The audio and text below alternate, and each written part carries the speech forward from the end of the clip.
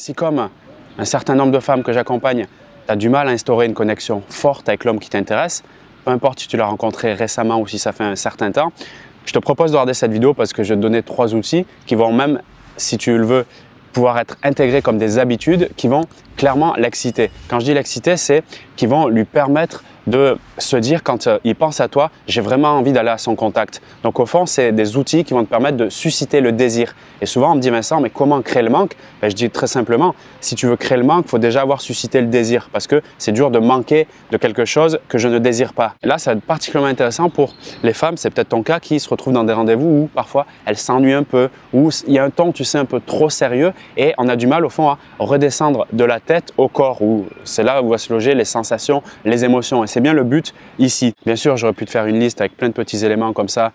Exemple, eh bien, quand tu bois un verre avec lui, siroter ta limonade ou ton sirop en regardant ses yeux comme ça directement. Ou bien peut-être, si tu es chez toi avec lui, eh bien, au moment où tu prends une douche, laisser juste entrouverte la porte de la salle de bain parce que tu le veuilles ou non, il aura la tentation d'aller regarder. Même s'il ne te voit pas, ça travaillera sa fantasmatique. Effectivement, tous ces éléments peuvent être très intéressants. Et peut-être ça fera l'objet d'une vidéo. Tu peux me le signaler en commentaire si vraiment ces genres de détails, de petites astuces comme ça au quotidien t'intéressent. Maintenant, je vais te partager 3 basiques. Tu verras que quand tu les comprends et que tu les intègres, et que surtout que tu les mets en application, tu verras vraiment, il sera beaucoup plus enclin à te connecter vers toi et à se rappeler de toi comme une fille qui fait la différence et qui est au fond marquante à ses yeux. Le premier point qui est super intéressant, particulièrement si parfois tu te sens un peu trop gentil, tu n'oses pas justement mettre des choses différentes dans vos façons de communiquer, c'est-à-dire c'est un peu lui qui fait tout et toi tu es plus à l'écoute en attente de ce qui se passe, eh bien c'est de se moquer de lui. Donc le synonyme, ça serait de le taquiner, mais pour commencer sur des sujets qui sont légers, surtout si tu viens de le rencontrer récemment. C'est vraiment un vecteur de connexion forte, ça a un effet aphrodisiaque chez un mec, y compris chez un mec qui n'a pas forcément un profil joueur, même celui qui a l'air un peu plus réservé, qui est un peu plus mystérieux, qui monte pas trop, si tu veux, les cartes de son jeu, en tout cas qui est moins dans une intention de jeu, eh bien ça le réveillera. Ça lui permettra, si tu veux, à lui, même s'il dit rien comme ça, d'enregistrer l'information que « Ah, toi tu y vas un peu ». Alors bien sûr, il y a un curseur, il faut équilibrer tout ça. Si tu n'avais jamais tenté de te moquer un peu de lui, je vais te donner quelques exemples, si tu veux, des formulations qu'on pourrait même nommer des formulations magiques pour le faire. Si tu l'avais jamais fait et que d'un coup tu le fais 3-4 fois en rendez-vous, bon, il va y avoir une surprise. Donc en regardant cette vidéo, applique-le juste en test sur un sujet léger, vois comment ça répond et après, si tu vois que dans son regard, dans son attitude, il évolue et il va un peu vers toi, tu peux l'intégrer vraiment comme une habitude, c'est très puissant. Alors, on va utiliser des analogies, donc des analogies, tu as à la fois des métaphores, des comparaisons, des exemples et je vais te donner une formulation qui est assez simple pour commencer. Tu peux déjà t'entraîner avec. C'est quand tu, et tu mets un verbe d'action derrière, on dirait, et là tu peux mettre un petit animal mignon derrière pour commencer, c'est pas mal. Je te donne un exemple.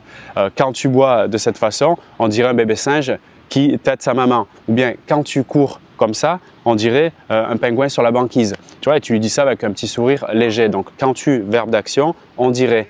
Alors si tu veux atténuer un petit peu le truc, si ça te semble un peu trop osé pour toi au départ, avant le quand tu et le verbe d'action, plus le on dirait avec un petit animal mignon, tu peux dire justement, t'es mignon, quand tu ta, on dirait ta. Alors par exemple, ah t'es mignon, quand tu bois ton verre d'eau, on dirait un singe qui tète sa maman. Maintenant, tu peux ajouter une autre formule qui va jouer sur une opposition qui est assez sympa aussi, que tu peux prendre en note maintenant. C'est par exemple, tu dis tu fais le fort, tu fais le beau, tu mets un qualificatif derrière le tu fais le beau, tu fais le fort, tu fais le costaud. Mais en vrai, t'es un et tu donnes le contre-pied de ce que tu viens de dire. Et tu peux aussi ajouter avant le t'es mignon ou bien une formule du genre. L'idée, c'est de mettre quelque chose de positif et qui est agréable. Tu peux dire c'est rigolo ou bien ça me fait rire. Ça me fait rire quand tu bois de cette façon, on dirait ta. Donc là, pour la formulation, c'est ça me fait rire ou c'est rigolo ou t'es mignon. Tu fais le fort, tu fais le grand et en fait, t'es un. Donc, je vais te donner un exemple. Tu fais le grand comme ça, mais en vrai, tu as un petit enfant à sa maman. Et là, tu mets une petite pause et tu le regardes. Tu observeras sa réaction, ça va être assez marrant. La deuxième habitude qui risque fortement de l'exciter, qui est un niveau un peu plus avancé, si tu veux, de cette première habitude qui était de se moquer de lui, c'est de le défier, de le challenger. Le défier, le challenger, ça a pour avantage de nettement captiver son attention, de jouer la réciprocité. Alors, jouer la réciprocité, ça veut dire l'inviter de façon inconsciente, c'est-à-dire sans qu'il s'en rende compte, à te rendre l'appareil. C'est un peu du donnant-donnant. Du coup, c'est là où il va y avoir une sorte de synchronisation énergétique où vous allez comme sur une fréquence radio, en fait, vous retrouvez et du coup, vous vraiment vous connectez et mieux vous comprendre. Et là, ça crée une relation saine et fluide. Ça peut être très puissant.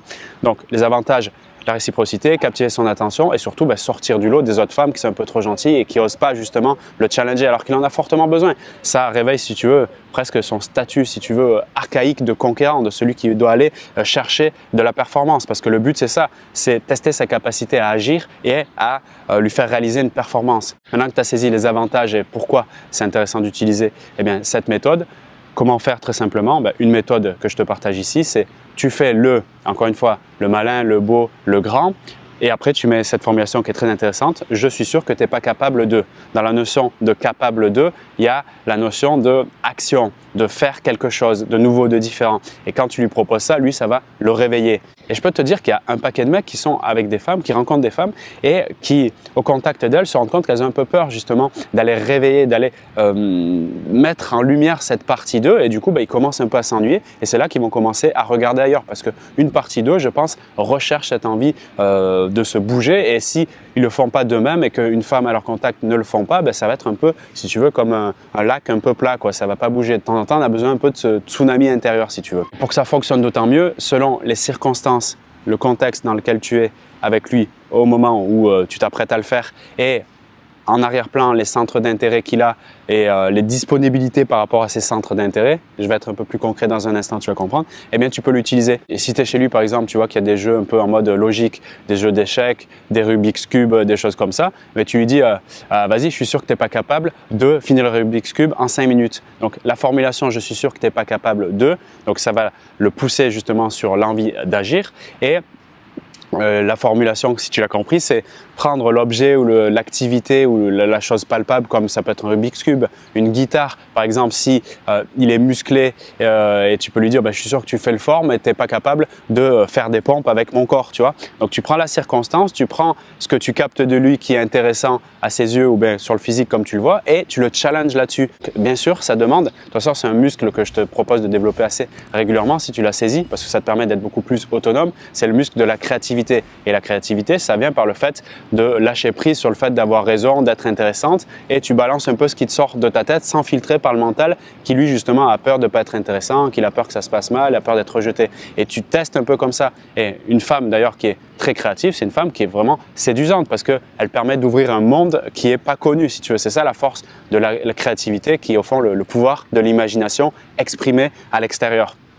Donc, tu vas aller le chercher sur, au fond, si tu as saisi le truc, ses capacités à réaliser une performance qui est nouvelle et qui est peut-être, qui au fond va lui permettre, lui, de se dépasser et d'aller plus loin. Donc, j'ai même envie d'aller plus loin en disant que quand tu fais ça, et si tu le fais régulièrement, tu lui permets de grandir, tu lui permets d'évoluer et tu lui permets peut-être même de se surprendre parce qu'il n'aurait pas fait cette chose sans toi. C'est un peu comme si tu deviendrais quelque part un coach qui le pousserait à l'action. Et ça, c'est juste un truc de malade en fait. Même en te le disant maintenant, je m'aperçois de la puissance que ça peut avoir si tu vas vraiment plus loin dans ce truc-là.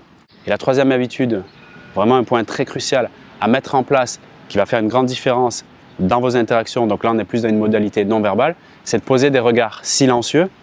Mais pas simplement des regards silencieux, tu vois, c'est déjà très puissant, mais des regards silencieux avec une intention sexuée. C'est-à-dire de partir du postulat de quand tu vas en rencontre avec lui, en rendez-vous peut-être chez lui, au restaurant, de temps en temps, à la fin d'une phrase, de poser un regard fort. Et l'intention sexuée, de manière précise, c'est de te mettre en tête cette phrase que tu peux te répéter. Il me veut déjà, il est à moi, il me veut déjà. Et ce genre de phrase, si tu veux, ça provoque une atmosphère particulière, une énergie qui va capter. Ça inverse, si tu veux, le fait de développer cette croyance que j'essaye de lui plaire. Du coup, je vais avoir des comportements qui vont être alignés à chercher des signaux d'intérêt chez lui et au fond, lui donner trop de pouvoir. C'est là où on va peut-être entendre ce type de phrase « je me sens trop acquise à ses yeux ». Mais c'est l'inverse. Quand tu as cette intention sexuée avec des pauses et des regards silencieux en te répétant dans ta tête « il me veut déjà, c'est déjà fait », tu n'es plus à la recherche de signaux d'intérêt puisque tu pars du postulat qu'il est déjà intéressé par toi. Et à partir de là, tu vas mettre une ambiance particulière où c'est lui qui va commencer à chercher à se rendre intéressant à tes yeux, à partager des trucs de lui pour essayer d'être validé par toi. Et ces regards silencieux avec ces quelques phrases dans ta tête, alors bien sûr, tu ne répètes pas ça toute la soirée, mais tu sais, des fois, tu as des moments solennels où tu peux poser justement ce regard et tu fais juste dans ta tête, il me veut déjà, il me veut déjà. Ça te donne une certaine puissance qui, lui, va l'obliger d'une certaine manière. Tu le vois, c'est assez bizarre parce que ça peut paraître un peu ésotérique, mais à mon avis, ça l'est pas tant que ça. Ça va lui donner envie, lui, de faire certaines démarches qui sont un peu différentes et tu risques d'être surprise. Donc, posez ton regard silencieux, cette intention sexuée et tu laisses faire la magie. J'espère que cette vidéo t'a apporté un max de valeur. Donc, je te rappelle les 3 éléments, les 3 habitudes sexy intégrées si tu veux vraiment créer plus de désir dans cette relation. 1, se moquer de lui pour commencer sur des sujets légers. 2, eh bien, mettre du défi, un peu plus de challenge, donc c'est un niveau plus avancé. Et la 3e chose, poser des regards silencieux avec cette intention sexueuse en se répétant cette phrase dans la tête, il me veut, il me veut. Merci d'avoir regardé cette vidéo. Si tu veux aller encore plus loin et découvrir tous les secrets millimétré, j'ai presque envie de dire, parce que je suis allé loin dans le détail pour communiquer efficacement avec lui, mais surtout le conquérir sans lui courir après. Regarde dans la description de cette vidéo, tu as une formation offerte qui va se dérouler sur plusieurs jours. Donc, tu entres ton adresse mail dans le petit lien dans la description et tu recevras tes vidéos jour après jour. Je te retrouve de l'autre côté également pour des vidéos sur cette chaîne YouTube. Salut à toi.